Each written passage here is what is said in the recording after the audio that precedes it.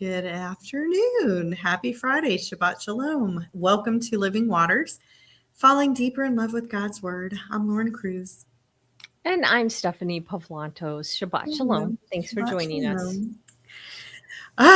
We are continuing, but I've had an idea while we were waiting. Stephanie and I were having a little conversation. We were sliding in a little late tonight, but we both admire, I enjoy TikTok. I take it with a grain of salt. I look at who I'm listening to and kind of look at all as much as I can. A lot of them are Torah observant. Some of them are Christian pastors who have kind of started diving into some other information, which I think is good. There's even a Black gentleman. I want to say he's from Africa, and his name is Ian. And he's so smart, and he's not Torah observant, but boy, he can study the Bible. So I enjoy that. But I had an idea, Stephanie. I think we need to reach out to some of these women, especially that are teaching, and there's got to be something we can all do together, right? Yeah. There's got to be a way for us to collaborate or something. Yeah, I agree. And when I was doing that live that I told you about, I did a live YouTube with a guy I met on TikTok. Actually, I don't take that the wrong way. I started following him on TikTok, and then it turns out that he lives not too far from me, and he showed up at our congregation one afternoon. Yeah, so and he and his wife and kids, and so they all came. So after that, he's always he had me on his show, and I've been on his show for twice now.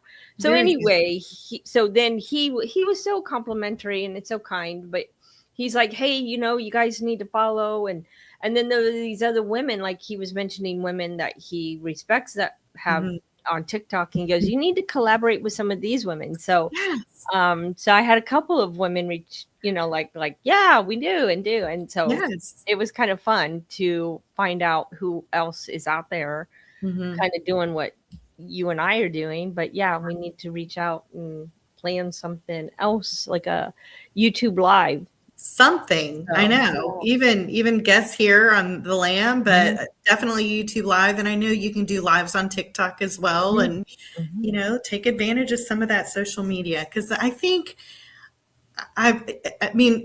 is love it or hate it, technology is, and social media isn't going anywhere. It's probably just going to continue to grow. But we have such access to just such a wealth of information. And I really think that it's kind of that grassroots movement of Torah observant thinking. We didn't realize we were all out here, and now we're like, oh my God, we're not alone. And there are people, and it's great. It's interesting. And I think it's growing. I think the community is definitely growing. Yes, I believe it is too. I actually saw something, and it's funny because I started following this guy today. He showed up on my Facebook page with Michael Rood. If you know who he is, he shared this guy. He's like this young guy. He's a pastor, but he started out in mainstream Christianity, and started realizing what Passover was all about, and how deep and how rich Passover is. And now he has a congregation on Saturday, morning, afternoon. And so I didn't reach out to him. I just friended him on Facebook, but I thought, what a neat guy. I mean, he was sitting there talking about Passover and how much it meant to him, and how when he came to learn about Passover, he realized how much he was missing. Yeah. I think Passover is probably, if you're a Christian, it's usually the first thing you're exposed to, because I don't know. I think it's the easiest one to see Yeshua in it. And I think it's common, even in the 70s, Jews for Jesus would make their rounds at churches and do Passovers. And that's what I was exposed to. Yeah. So once you kind of see that, then you're like, wow, what else? What else is there? And there's a lot. There's a bunch. Okay, I have one more question, because I got to ask how you handle this. Now, New Year just actually started. Yeah. And do you restart the Parsha readings, or do you wait until Passover? I actually don't, I don't actually stick to a schedule, I should Okay. say. Okay.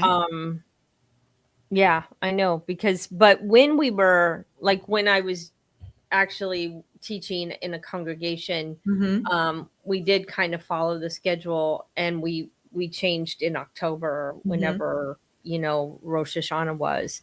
But even though we knew, it was just when the traditional schedule changed. So yeah. that's what we kind of stuck with. But yeah, so I don't kind of go by a schedule anymore. I mean, honestly, I love diving in and doing what we're doing with Romans, and what we did with Hebrews and Proverbs and Galatians. I mean, and Lauren knows this, but I teach a women's class on Sunday night. We're doing Romans, and we've almost caught up with this class because we do one chapter a week, which she and I don't here because we like to really dive deep. But and not that we don't in the other class, don't get me wrong, but we try to about an hour and 15 minutes. Sometimes we go just teaching on Romans each chapter, and doing it twice like this back to back. I mean, bet you're really getting some good stuff. Oh yeah. It's just like, wow. Yeah. Hebrews was always my favorite book, and now it's like, oh, I love Romans. I've enjoyed it. It's always, Romans has been intimidating to me in the past because Paul is not an easy person. But after, I think Galatians was a good one to start with, and the teaching that I got on Galatians through it's Acts. I can't remember what it was called, the program. It's a website. Yes, it was ACTS. That was an acronym. Yeah. Good teaching. Yeah, that was good. Yeah, and that kind of like, okay, he's not so bad after all. And then this has been very good. Like my mom even called and asked, how do I answer these certain questions? How do I answer certain questions? Because she's involved in other studies, and women are, asking questions. She's like, funny you should ask. I'm studying Romans right now. So she calls me and she's like, okay, I just want to confirm this before, I give my answer. And I'm like, this was a great exercise of actually going through and answering these questions, pulling out the scripture and really understand what Paul is saying in Romans. You're like, okay, this applies. This answers that question. So I think taking 6 months to study a book is okay. It is. I think it's excellent, because I learned so much. And I was trying to find this author that Will Turner introduced me to online. And of course, now I can't find him, but he has commentaries. He's a Messianic, and he has commentaries on a lot of the New Testament books. And he has one on Ephesians, and then he has, and I would love to get that because I have studied Ephesians very deeply, but it was before I came into Torah. So now I want to study it with the understanding, because even now, I hear other people read, and when he says we and that you, he's not talking about we as in all believers. He's talking about we as in Jews. And then he's talking you as in Gentiles, that you've been brought in. And I can't unsee that now that I've learned that. I agree. And so I can't see it as Christians and non-Christians. It's Jews and Gentiles. Yeah. But the Gentiles are being brought in, but Paul's bringing them in himself. God already had, obviously, through Yeshua, but he himself is making a distinction, not to be dividing, but to show how they've been brought in and grafted in. So I think it's just, I want to study more. So right now I've hit I got this book, in which I got this book instead of those commentaries, because this is the next book we're going to work on. That's right. That's right. This is The Priestly Garments, Who We Are in Messiah. And it's by Jeff Brannon, I'm sorry, I said Brannon. And it is a kind of a large print. book. So, and the chapters are short, so it won't be like Romans. We'll get through it more quickly. But the chapters go into the different garments and what they mean in Messiah. I think that's neat. So yeah, so like there's actually 15 chapters in here, but they're very short chapters. So we would probably do 2 or 3 at a time. That's great. But we're going to have this author on too. So I've already kind of reached out to him and made sure he would be willing to be on here. So that's right. Yeah. All right. We do have a loose plan. We do.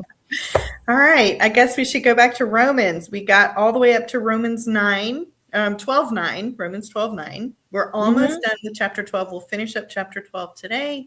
Hopefully start a little bit, at least make the introduction for 13. 13 is a short chapter. So we're really hoping we can get through that in one setting. One class. Maybe. And Stephanie did look ahead, and 16 is goodbyes and salutations to everyone. So maybe we can get through that one quick too. So we're so maybe we just have a few more weeks instead of 6 weeks. Look how much we've studied. I have so many stickers, and I know. My poor book. I have so many highlights. Yeah. But last week was great, and I encourage you to go back. I don't know about, I know you feel the same way I do, but if you like understanding the gifts of the Holy Spirit, and chapter 12 begins with all of that. And the first 8 chapters talks about that. And we talked about it from a Hebraic point of view, because like we think of exaltation, but in Hebrew, it was more like a counselor. And the office of the teacher was purely about teaching God's word and fulfilling the law of Moses by teaching it to others. And we talked about all of those, prophecy, and like mercy is not an office, so to speak, but he talks about, it was a highly revered character trait for all believers. Yes. So he talks about all of them in of course, we're using this commentary by Telecasts. So it was really good. And I learned a lot myself from all of that. I did too. And even I think the biggest takeaway for me, even for giving, it said the gift of giving, pretty straightforward, but it's always in support of the temple or the synagogue. So I thought that was interesting.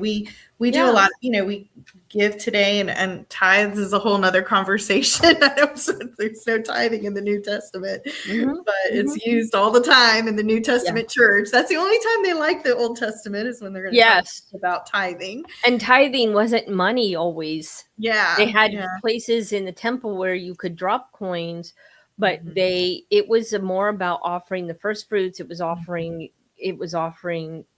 what you grew, what you made, and all of that. Right. In support of the temple or the synagogue, which I think is important. Yeah. Yeah. So, and then as prophecy most often means discerning and explaining scripture. And when I was thinking about this, actually, I was thinking about all these in bed last night. I don't know why, but they were coming to my mind. And I thought, one of the things that is most eye-opening to me is that don't assume a leader, just because someone is in leadership, that they have the gift of discernment. Yes. Or because teaching, it goes with prophecy. A prophet. Yes. And it doesn't go with a pastor necessarily. And it doesn't just go with every teacher. So I am out often. It's funny because my husband and I both have the gift of discernment, and often we just kind of sit back and look at other people and the decisions they're making, and it's like, why are they doing that? Don't they see this? And so we often see things very, very much the same. And even if the Lord tells me something, and I've had that happen. Like, it's like, why are you telling me this? I don't need to know. Do I really need to know this about that person? But I get these, sometimes, and just something drops in my spirit about somebody, and why I shouldn't trust them, or what's going on, So I think discernment. Don't just assume everybody has it, because I agree. And don't assume every pastor has the gift of teaching or prophecy. That's not always because some are actually shepherds, which is a good thing, and which is a good thing. Yeah. But they're shepherds. They're out. They help people. They guide them. They bring them in. They encourage them, but they're not necessarily teachers. And so so these gifts, and not everybody who calls themselves is a teacher is a teacher. That's true. Yes. All right. Romans 12:9. Yes. I do not have another Bible in front of me here. I can read that. Okay. I don't mind reading it out of the book, but the 6, 7. You just want to read out of the book then? Go ahead. I don't mind. 6, 7, and 8. We're just wrapping up the different gifts that were mentioned. So Romans 12:9, it says, don't let love be a mere outward show. Recoil from what is evil and cling to what is good. And he talks a lot about this evil and good, evil and good, evil and good. And for the rest of the chapter, it's more or less just common sense things for believers. If you want to say common sense, they may not all be common sense for every person. Right. But I like the way the ESV puts it. Let love be genuine, abhor what is evil, hold fast to what is good. And I think that is common sense for a believer, but yet remember that in the last days, people will call evil good and good evil. So, you have to make sure you have the right definitions. That's right. He does talk a little bit about the heart. And I think we might have mentioned this real quick last week. But in the Jewish mind, there's a big difference between the heart and the mind. And especially in the ancient Near East, the heart was actually considered the seat of intellect. Not emotion, not so much emotion, but your decisions and your discernment, all of that was done from your heart, not from your mind. And so when it talks about, love being an outward showing and to recoil from what is evil and cling to what's good, it would have been your heart that would have made that decision of what is good and what is not good. And I think even like what it says here, because we think of love and hate so much differently than they thought in the days of Paul, the days of Yeshua. That's important. So it says, first and foremost, love means a wholehearted acceptance. When you love someone, you accept them. That should open all of our eyes. It should. Right? Yeah. But hate means rejection. Complete rejection. Right. So when you're rejecting people, biblically, you are hating them. And that is why the world sees us as haters. Right? I think it's important to, I know we've said this before, but there's no Hebrew word for doubt that's used in the Bible. It's either a yes is yes or no is no. And it's based on exactly what we're talking about here. Because if you've said yes and I accept, then you've completely accepted. If you say no and rejected, then you hate it and you're turning away from it. So it's that same, idea and philosophy and practice. So, and let me just take it one step farther for what I said, because I don't want people saying that we accept all sin. Yeah. But what we do is we love the person. We don't reject the person. And I know that we all hear that love the sinner or hate the sin, but that still comes across as hate to most people. It does. So it's, I'm not saying you just like, a child molester, you love them and accept them as everything they are. No, you try to teach them better. You try to show them their way is sinful. Their way is immoral. Their way is against everything God is. Right. So, but at the same time, not totally rejecting them either. I know it's a fine line. Probably it's a difficult, the worse people are, it's harder, but there has to be discernment. Here we go again. Anything else on 322 and 323? I know he just says like there's a first and foremost, and I read that one. Second, love is a complete devotion to a person, an idea, a God, or perhaps a way of life. Right. Hate is a complete disregard and aversion towards a person, idea, God, or way of life. And then thirdly, as biblically defined love and hate, intrinsically involve action. And that's important, especially in this ancient Near East thinking and the Jewish thinking. Like, a word isn't heard and understood and obeyed until you've got the action behind it, because nouns are actually verbs. Yeah, and it's like love and hate are not primarily about emotion. Yes. And that's important too, because in just a little bit, we're going to talk a little bit about shame and being ashamed. We've talked about this on our show before. It's emotions that we as Westerners are attaching to things, but biblical times, it was very much handled a little differently. And even someone, I've been doing my podcast, so I've been interviewing a lot of people, and I actually learn, well, I think that we're going to talk about this, and then the Lord takes it a different direction, and it's like, oh, we're going to talk about this. But it's good. It's always good. But one of my guests brought up the fact that when we say name, we're actually, what we should be honestly understanding is when we say God's name, like we're actually talking about his character. So when it's when we call on Yeshua, when we call on Jehovah or Yahweh, we're when we attach our name to his, we should be attaching our character to his. And that means that his character should be reflecting out of us. Oh, that's good. Yeah. So that character is what we're latching onto. That's what we're bound to. And that character needs to come out of us, not just like, well, this is just my personality. No, when we are praying in his name, when we are calling out for his name and everything else, we're calling out for his character. Oh, that's good. Oh, that's a good one. So good. Okay. Let's see. I'm turning the page. I'm on 324. Okay. Let's see. What does it mean, biblically speaking, or to cling to what is good? And basically, in Paul's time, it would have been Torah. It would have been the law of Moses. It is Torah that sets down the standard of good for the entire world. And I've actually used that kind of thinking, when people, when I'm talking to Christians, I'm like, well, what do you determine what is good? What do you use to determine what is good? What's the standard for you? How do you know if you've sinned? What tells you what you've done as a sin? So exactly. Yeah. So I have used that before. Yeah. And the same thing, where does the definition of food come from that Yeshua and Paul use? Yeah. Same. It comes from Leviticus 11. So the New Testament wasn't around. Right.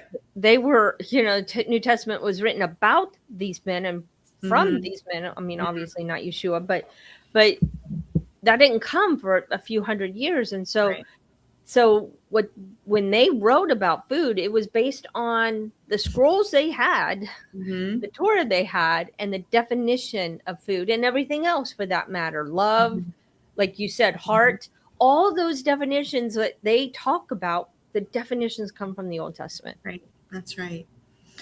I want to read this because this one was like, that hurts, I mean, like, you got to check yourself with this one. It's a fine thing to mentally agree with God's definition of good and that these principles should be obeyed. It's another to act it out, especially around others who do not walk with the Lord, who do not take their faith as seriously as you do. And it's a little convicting for me because I have always been, because we mingle within a lot of, church Christians, they don't eat the way I eat. And if I'm at their house, I'll just be quiet and just eat what's given to me.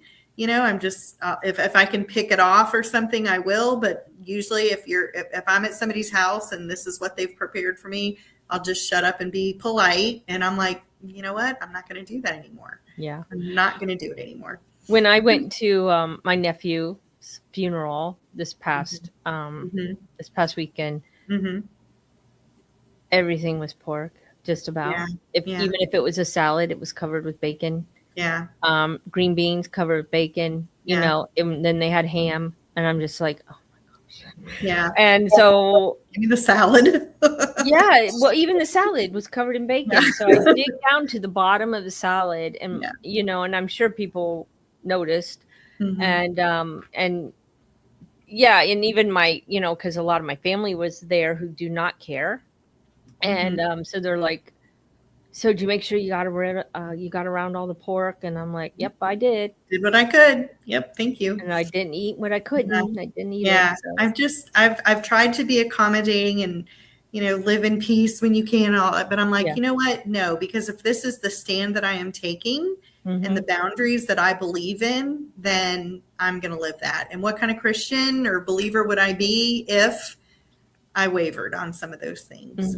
So, and it will make them ask, like, "Oh, I yeah, didn't know. Why don't you eat pork?" And that's the nobody first asked. time we rejected pork in a church setting, a Sunday Yeah. morning church setting. Right away, the question started because we weren't going to eat the pork.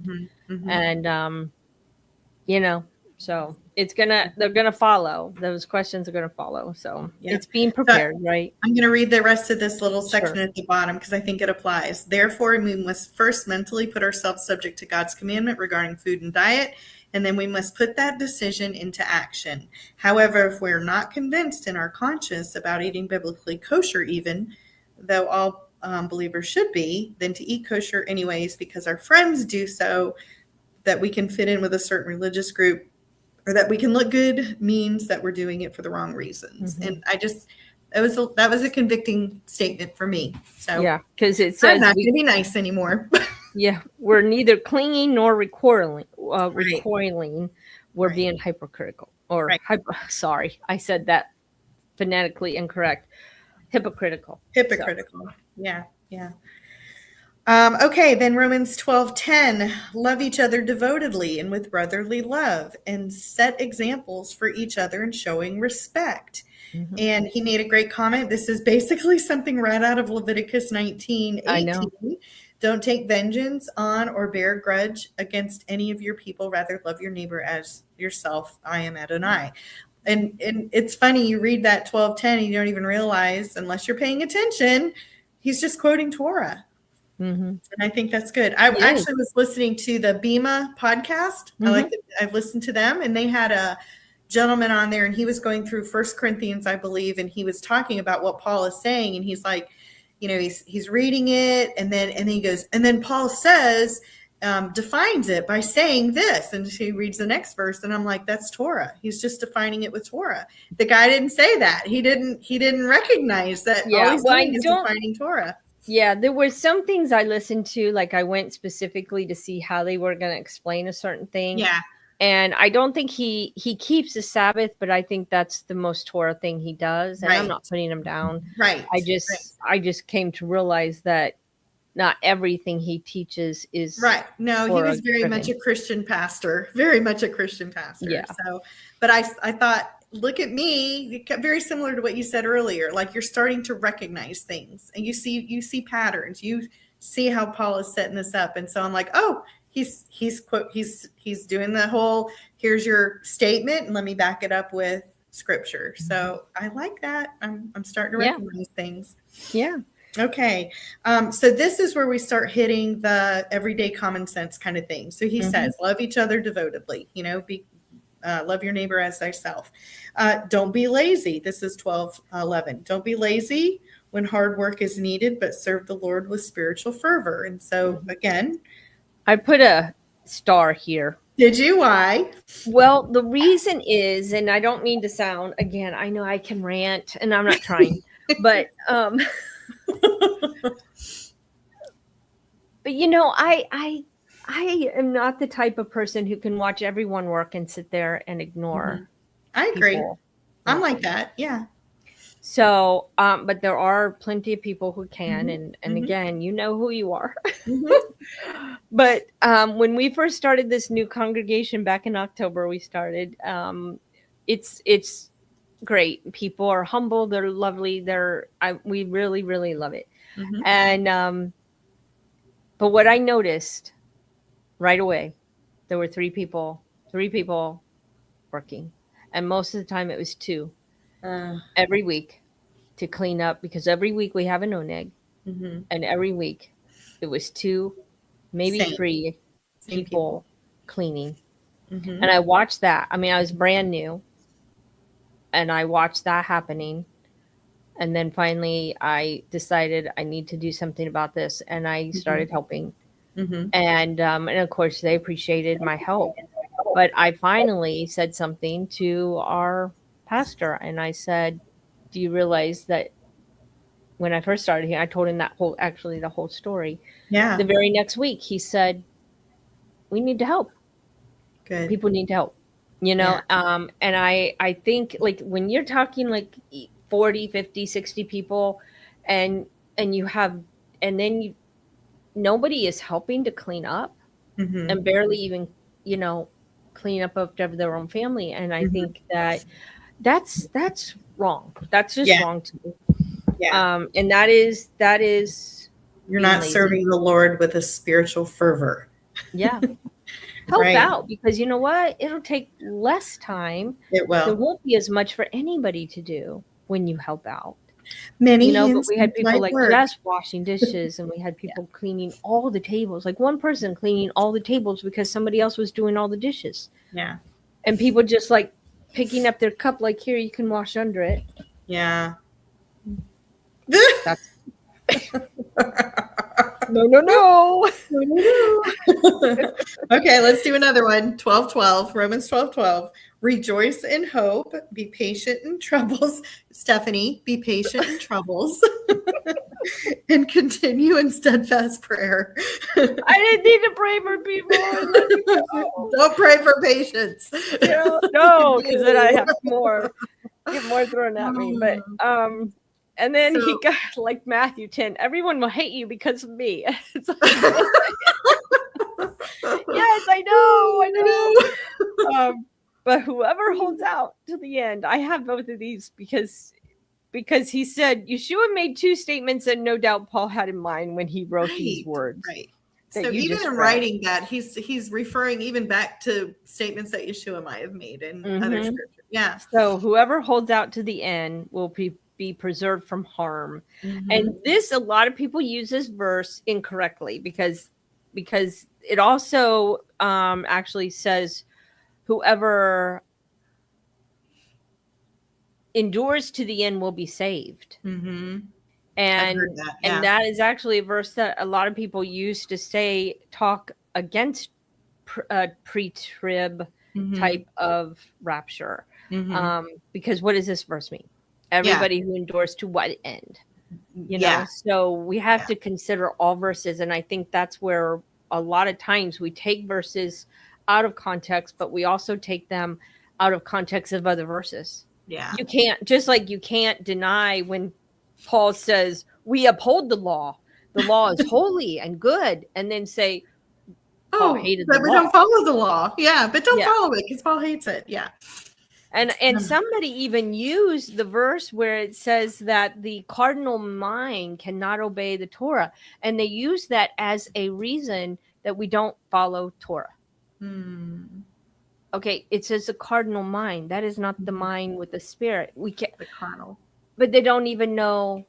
You know, again, it does come from ignorance, and it's the same way that people will say things like, you know, I'll get a comment on something like, or somebody else, and we'll say, so does that mean you're, where are you sacrificing your sheep or your lambs? Yeah. And it's like, okay, well, the Bible does have something to say about that. And Jesus is the lamb, and he took the place of all other sacrifices.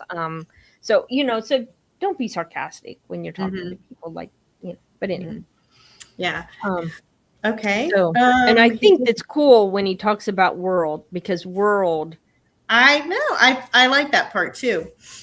Go for it. Go ahead. What did you enjoy about it? Yeah. So when he's talking about, like, he also gives John 15, if the world hates you, he is not talking about, I mean, if I remember correctly, because it's been a while since I've read this part, but he's talking about, like the nations, and in this case, he was literally, because he was talking to Israelites, or he was talking to the tribes.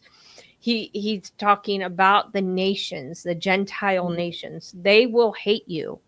Yeah. And if the world hates you, understand that it hated me first. Mm-hmm. If you belong to the world would have loved its own if you did belong to the world. Mm-hmm. But because you do not belong to the world, on the contrary, I have picked you out of the world. Therefore, the world hates you. So Right. he's like, Paul says our solution is to be steadfast in prayer so that we can rejoice in our hope. At the same time, we are patient in our troubles with the world. Right.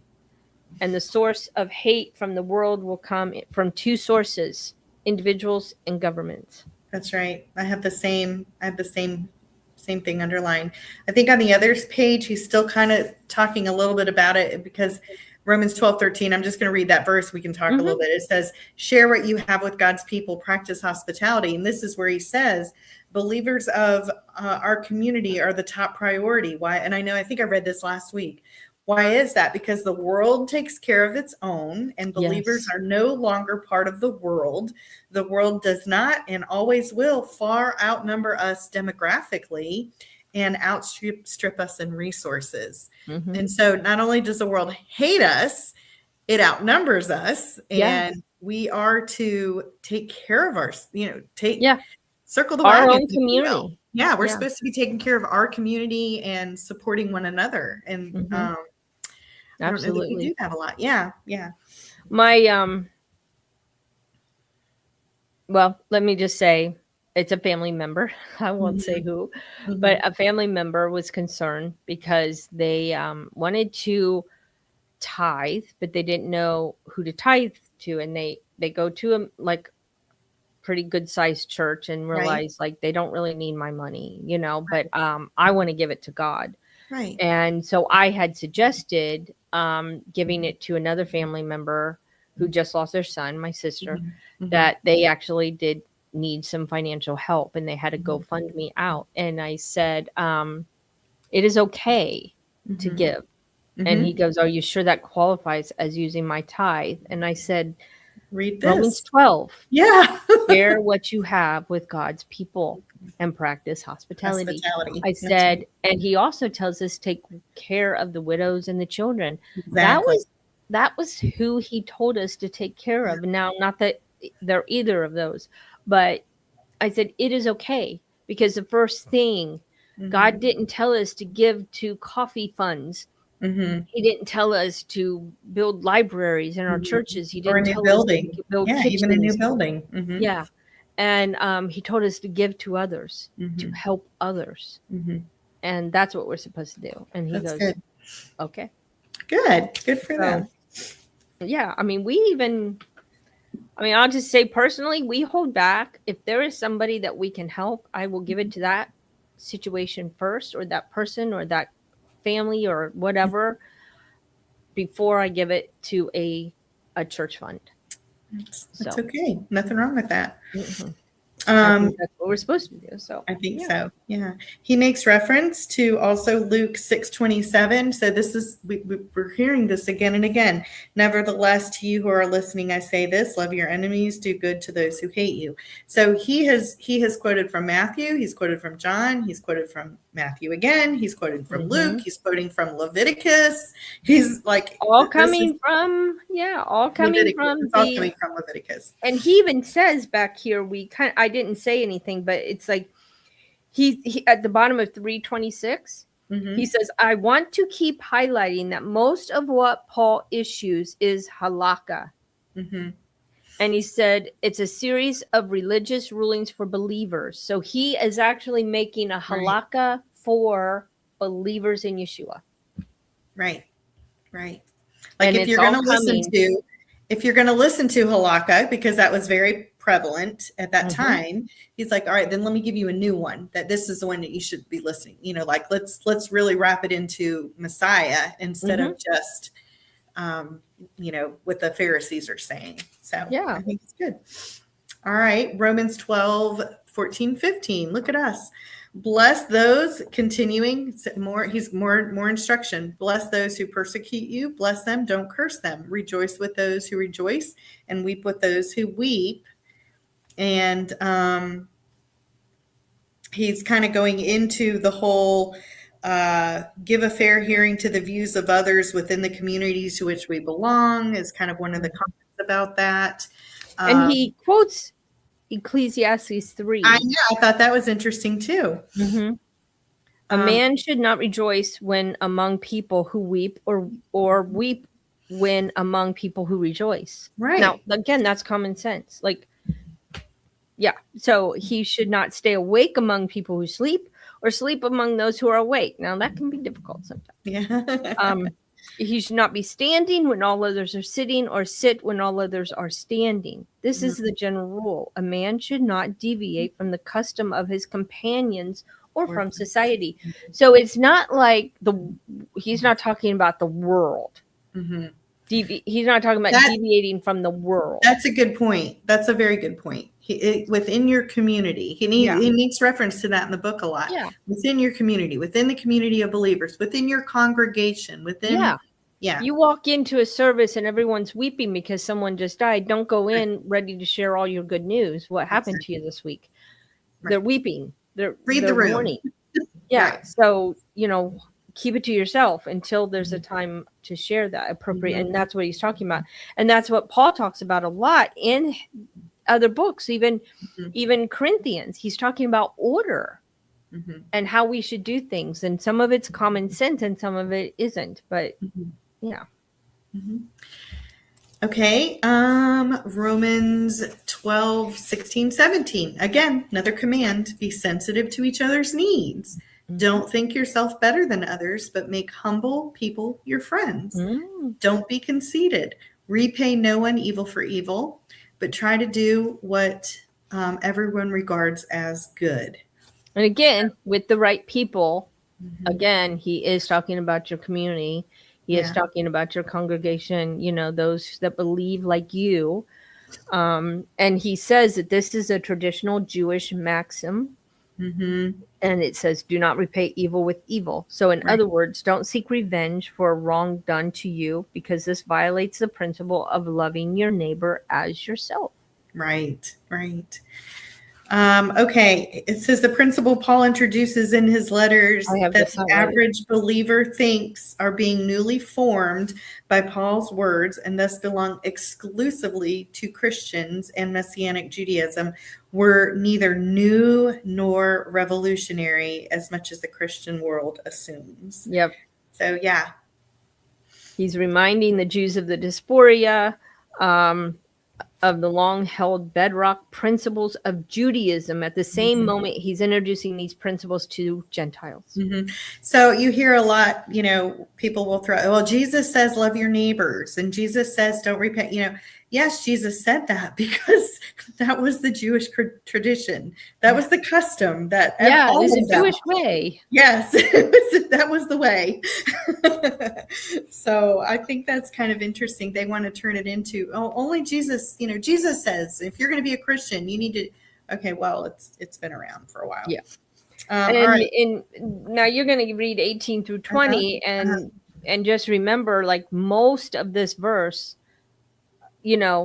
what does it come from? Why am I not seeing it? It comes from the Tanakh. Where is it? But yeah, sorry, go ahead. No, I'm trying to look for the reference to it as well. Yeah, I don't see it. He says the Tanakh, but why? Okay. I'm going to read it, see if you can find it. Yeah, why don't I see this? It's not referenced. Yeah.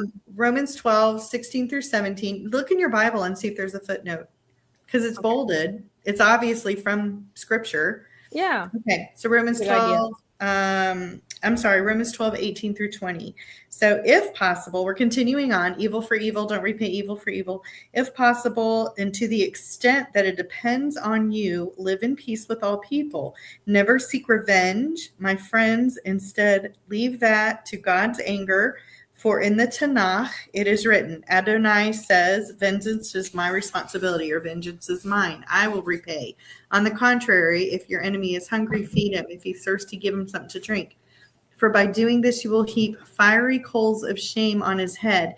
And this is where we kind of take a turn. He's been leading into this, but this is where the commentator really begins to talk about the shame versus guilt.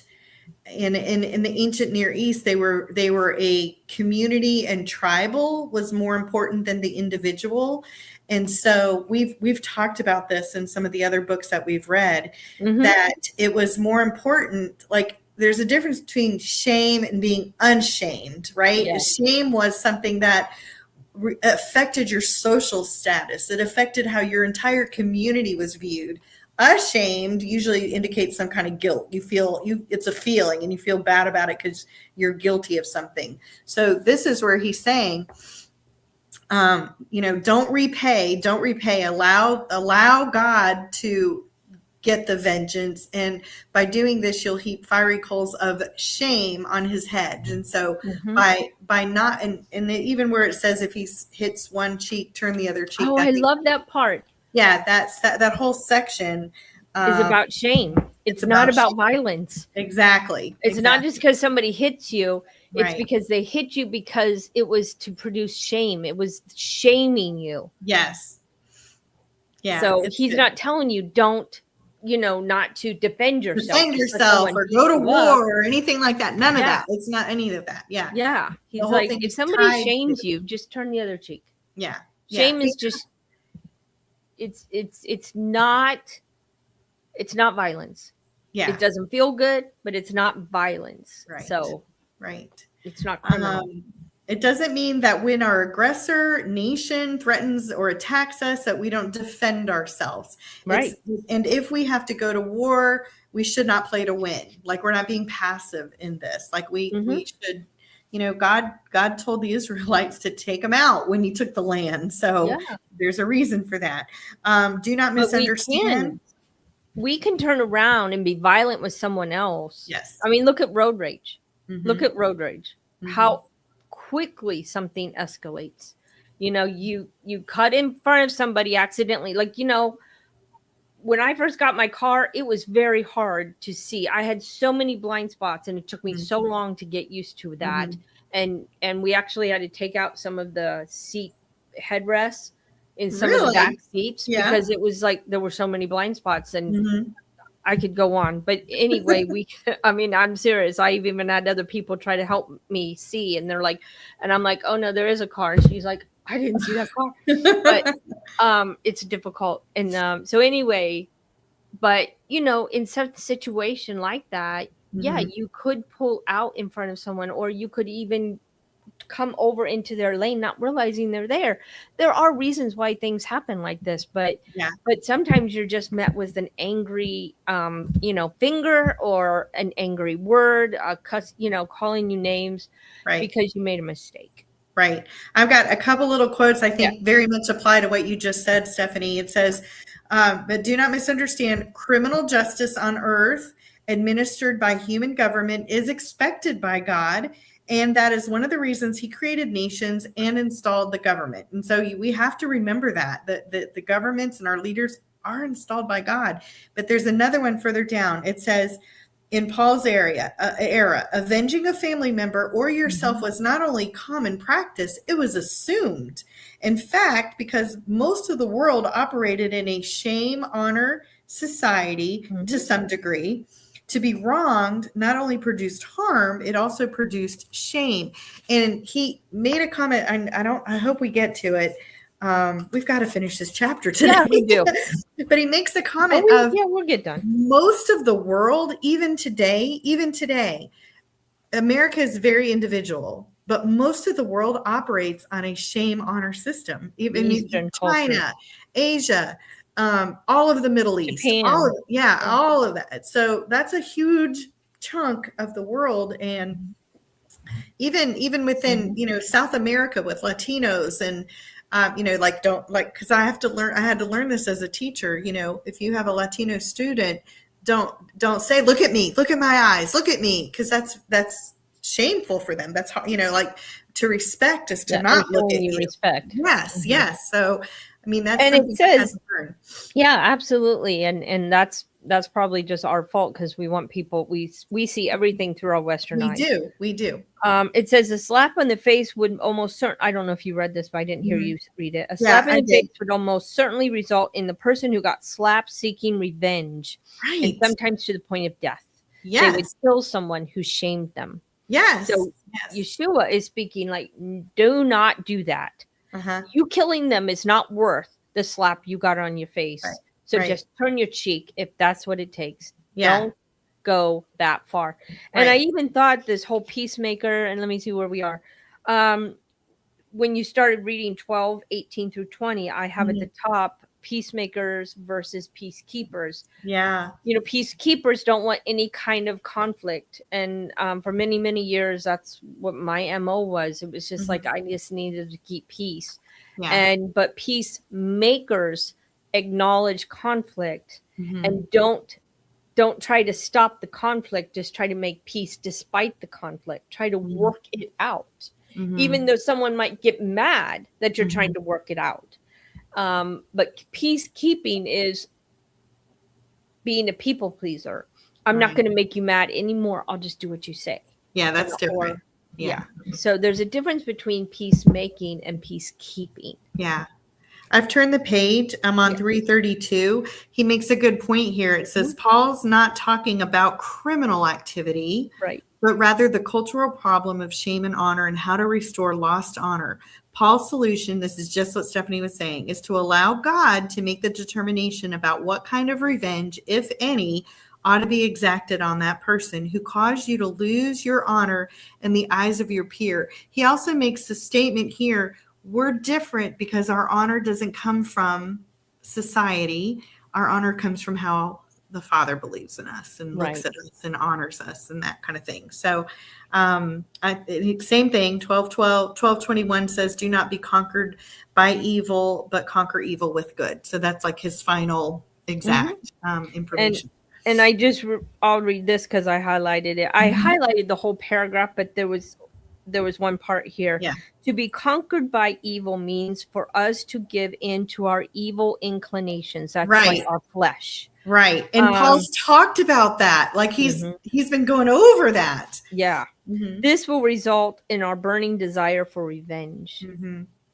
I mean, I've said this. I mean, my husband and I are in the middle of a lawsuit, and it's it's just sometimes looks worse than other days. And but like our evil inclinations would say, how can we get back at them for all that they've been doing?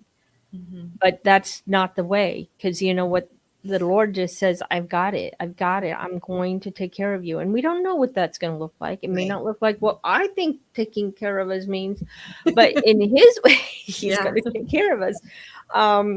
So, we don't know the outcome, but there's always people, think about somebody who's lied about you. You want to get back at them. And that's what he's telling us, and when we give into that evil inclination, our burning desire for revenge controls us. So. I picked up the bottom line is that the best way to bring people into a relationship with Yeshua is through love, mutual respect, and to determine never to exact revenge on someone who has offended you. To be conquered by evil means that you give in to your evil inclination. Just what you read, exactly what you read. So, we finished chapter 12. Look at us. I know we did it. We did it. Is there we have 13, 14, 15, 16? Yeah. And 13 is really short. And 13 is not really long. I think we're going to be doing 13 in one chunk. So. We're going to try. It's really not many pages, so we should be able to do it. It's actually not that many pages in the book. So, so we'll just I'm looking too. We'll both read. Oh, it's 12 verses. We just did 12 verses today. Yeah, we did. So we actually did a little more. We did 9 through 21. Yeah. So we can do 12 verses. We can. We're going to have to stick to it.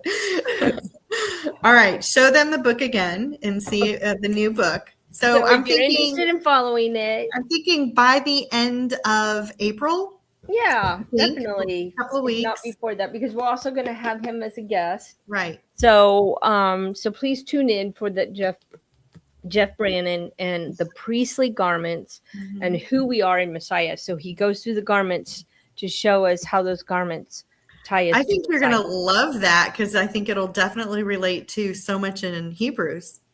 Have you looked through it? I haven't looked through it yet. I looked through the tape. There's pictures in here. There's actually are there pictures? Yeah. Oh, interesting. Yeah, some are color. Some are color pictures. I haven't looked at mine. I need to look at it. Yeah. So he does have the clothing on here. He has a second one that goes with that, and it talks about the priestly service. And this is their undergarments, much different than we think of undergarments. Oh, it went all the way up to their ribs. I would not have known that. Yeah. So there we go. There's pictures, nothing bad, of course, but just pictures. Good. Drawings and everything. Yeah, so I think it'll be good. Oh, and then even little bells on the bottom of the robe. He's got a picture of that. And the purpose for that too. That'll be good. Mm-hmm. Okay. What are you doing for Pesach? Our congregation is having a dinner. Okay, I think you told me that. Okay, do you clean everything out for unleavened bread? How do you follow? We try. We eat a lot of gluten-free. So my husband makes bread every once in a while, and I'm gonna have to tell him, like, if you're gonna make bread this week, knock off the bread. Yeah, we don't have bread. You might not start it now because you like sourdough. So but so anyway, so most of the time it's not a problem. But I did, we're running out of time. But yeah, we're okay. We have about a minute. Yeah. So I did the Daniel fast, and I gave up all that kind of stuff. And so some stuff I didn't incorporate back into my daily, eating. Good for you. Good for you. Yeah, I have gluten issues because of Hashimoto's, but the rest of the family does not. So even if I can just clean it up and get it out. It's hard when you have other family. So you do the best you can. Do the best I can. I definitely clean out the refrigerator and pantry as best I can. So and this is the second year where we didn't have kids living in our home. So. I have littles. I have a grandson that lives with me full time. Yeah. So all right. Well, thank you, and we will see you guys next week. We're going to be doing chapter 13. We're going to promise to hopefully get through the whole thing. So thanks for joining us this evening. Shabbat Shalom. Shabbat Shalom. And you know what? I forgot to get in. Shabbat Shalom. Thank you.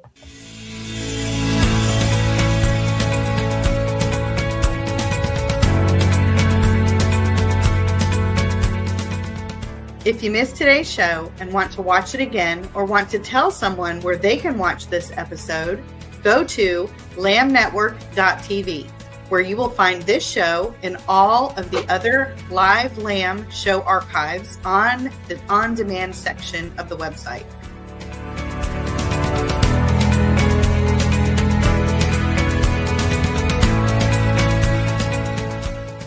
Thank you for watching, and don't forget to tell someone about the Messianic Lamb Network.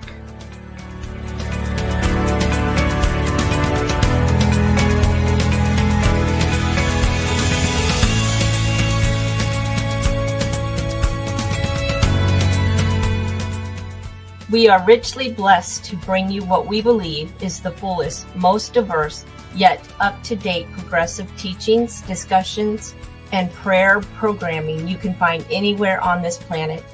Be sure to take the tour of the lambnetwork.tv website.